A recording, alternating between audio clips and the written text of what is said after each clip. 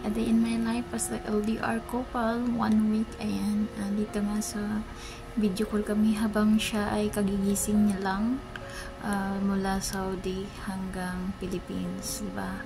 Ganun naman talaga, no? Kapag LDR, masaya na kayo sa isa't isa kapag nasilayan niyo yung isa't isa kahit saglit lang. At ako ay patulog na dyan, 1 AM na kasi, already 2 AM na. So kailangan din natin matulog, no? Kasi 5 AM gigising ka para mag trabaho ulit.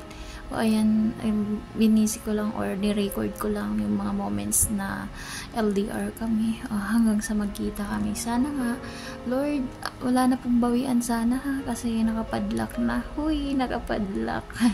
Kasi nakakapagod din kasi po, Lord. Makakapagod po ng paulit-ulit at papalit-palit ng iba, charot.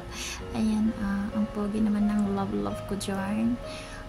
Sa mga nagsasabing LDR is very difficult, yes, napakahirap po talaga ng LDR kasi nga andyan yung hindi nyo alam kung magiging kayo ba sa huli or ano ba talaga, or ewan, basta as long as mahal nyo ang isa't isa, magtitiwala lang kayo sa nararamdaman yung dalawa.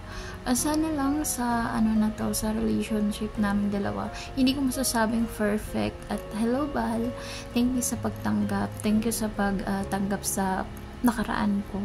I know it's very difficult for you, pero alam ko na sa ngalan ng pagmamahal mo sa akin, maraming salamat at iti-treasure ko yun at susuklian ko yung pagmamahal na binigay mo sa akin. Thank you so much kasi nga pinaramdam mo din sa akin yung halaga ko, yung tipong sinusurprise mo ako, hindi na kita sinasabihan kung gagawin mo to, kusa mo na lang siyang ginagawa as long as mapasaya mo ako, kahit saglit mapangiti mo ako, mawala lang yung pagod ko araw-araw. So lagi mo ako nire-raise up. So yan, sino ba naman ang hindi gustuhin sa ganung relationship, no? Yung walang toxic, yung happy lang, yung aalagaan ka ng isang lalaki. Siguro naman lahat tayo ng babae deserve mahalin, di ba? Hindi natin deserve yung sasaktan tayo kasi di nila tayo imagine, pinanganak tayo ng isang magulang natin na inaalagaan, hindi pinapadapuan ng langaw or lamok, tapos sasaktan lang tayo ng lalaki, very wrong, iiyak lang tayo sa maling lalaki, very wrong yun. At saka imagine, binuntis, nagdadalang tao yung ina natin ng 9 na buwan, inaalagaan tayo, tapos ganun lang ang gagawin na sa atin, paiiyakin lang tayo sa maling tao, charot. So sa lahat ng mga LDR dyan, katulad namin, kapit lang, no, medyo malayo-layo pa yung aantayin namin, pero sa ngalan ng pag-ibig, balang araw magkikita rin kami at pagtatagpuin ng tadhana.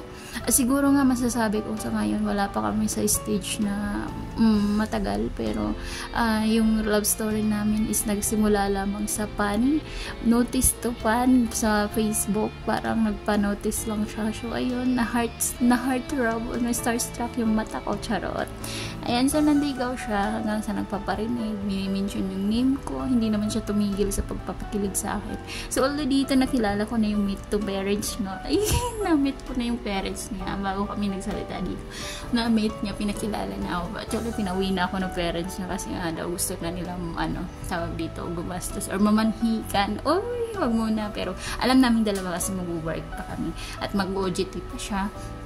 Ako naman kasi mag-work pa din ako kasi nag-aaral yung kapatid ko. So kailangan natin ng mga responsibilidad bago natin pasukin yung buhay may asawa uli. So alam ng jowa ko ngayon kung anong nakaraan ko. Yun yung magiging proud tayo girls, no, na dapat walang itatago para mas malinis at maganda yung relationship natin yung dalawa. Yun. Thank you, Bal, and I love you so much. At alam mo yun, at sana balang araw makita tayo. Mwah, mwah, mwah. See you soon. Mwah.